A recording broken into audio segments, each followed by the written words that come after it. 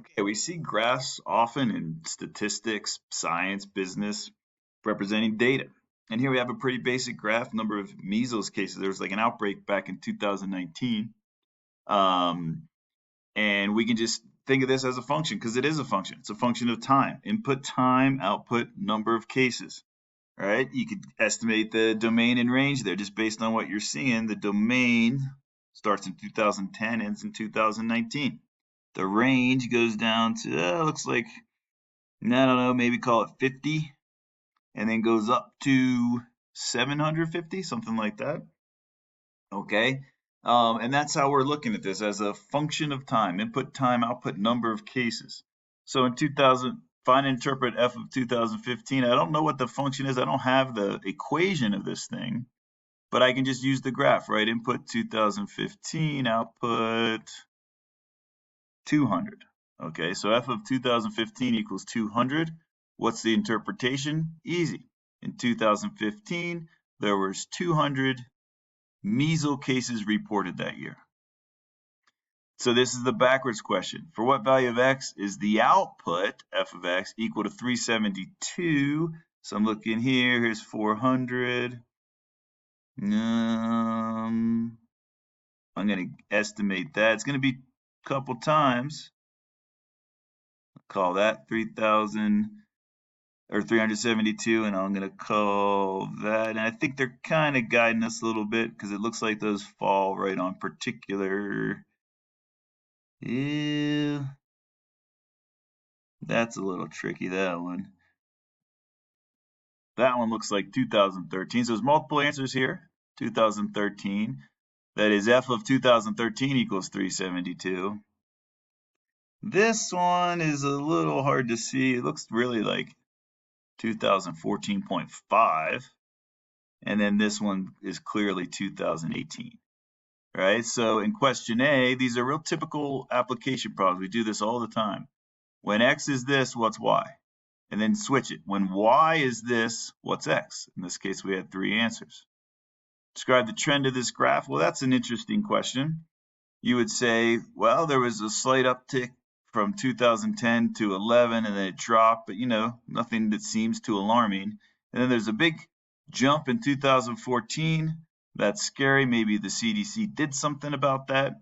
Public awareness about vaccines, potentially. And then it came back down, and then it's happening again. All right, and measles, we know, are preventable by vaccines, so the lurking variable here has probably something to do with vaccination. All right, let's see what else we can do with functions in their graphs. Okay, domain and range of a function increases and decreases. Back to a boring problem, no application here. But we can see the domain and range. If I say, what's the domain? If we look at this, there's a closed circle here. So there's no arrow indicating it goes on forever. So it doesn't make sense that the domain, the lowest values, we use interval notation, the lowest x value is -5. Just look left, right, don't look up, down. And the highest value appears to be, it's just going to, this one's a little tricky because it's just kind of going on forever, but it's going to keep going to the right. Right, so there's your domain from the graph. From the graph, does it make sense? So now we start over. We switch how we think. The range is up and down. So pick the smallest value on the range. The smallest y value. It goes down forever. So the smallest y is -infinity. And then it goes up to the highest y, which is at +5. Remember, these are y values, and +5 is included. These are y's. So don't even look at x when you're asked about the range. Same thing for the domain. Don't even look at the up and down, just look left, right. Okay.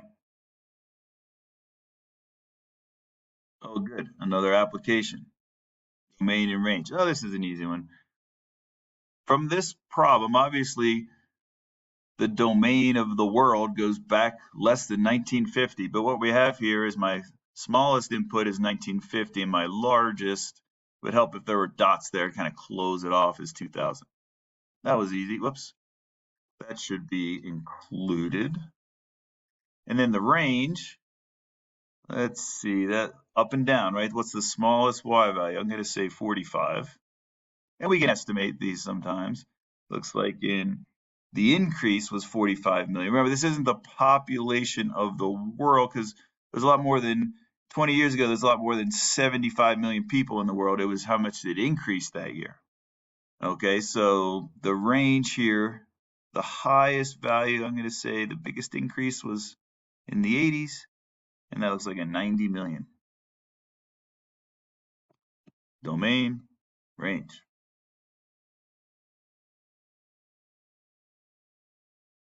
All right, more with graphs.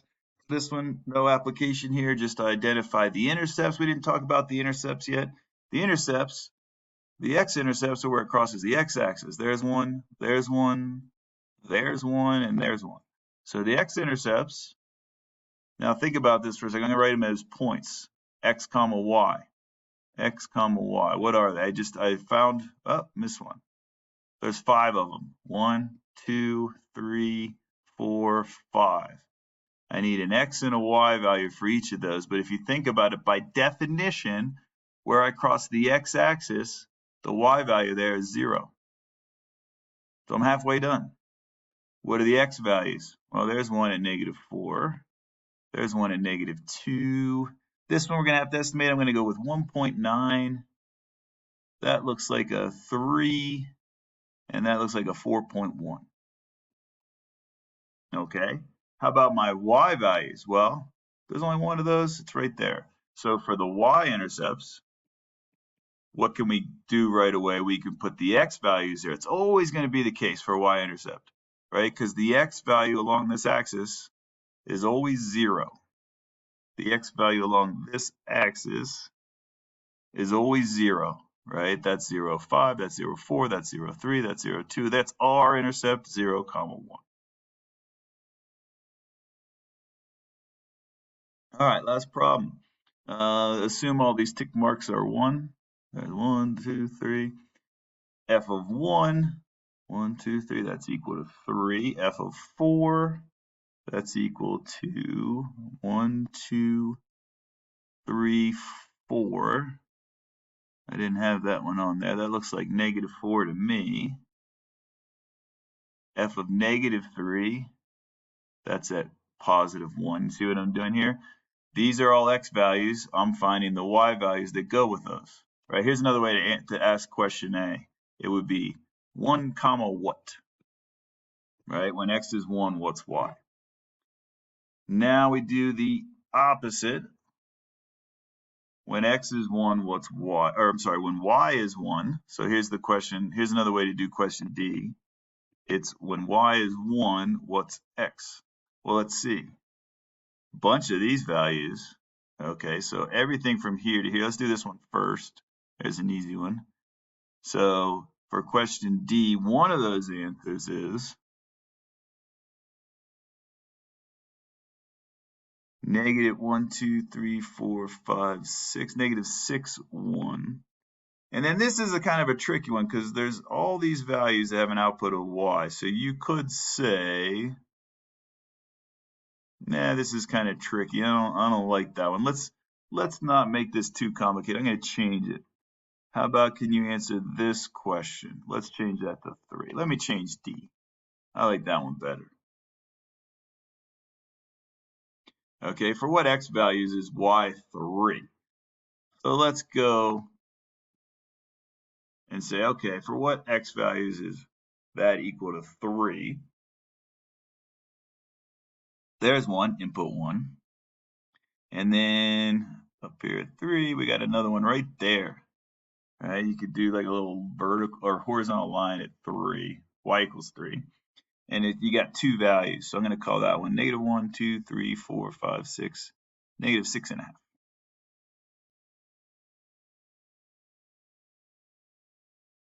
So that would be my 2 answers for part D. All right, x-intercepts. Remember, we can always go like this. Where does it cross the x-axis? I got one at 2.5. I have one at -3.5. And I got one more here at 1, 2, 3, 4, 5. Let's call it negative 5.6. Just one y-intercept. Looks like it's in between 2 and 3. X value is always 0, so we'll call it 2.5. Domain and range, I covered up my arrow. Let's go left, right. All values covered. Negative infinity to infinity. Yep, that was an arrow. Up and down. Ooh, this is a tricky one. So I know it's going up forever, but what's the smallest y value up and down? It looks like it's right here at this guy. So the smallest y value is negative 4, and then it goes to infinity. And then I think I need to adjust that because it looks like that negative 4 is included.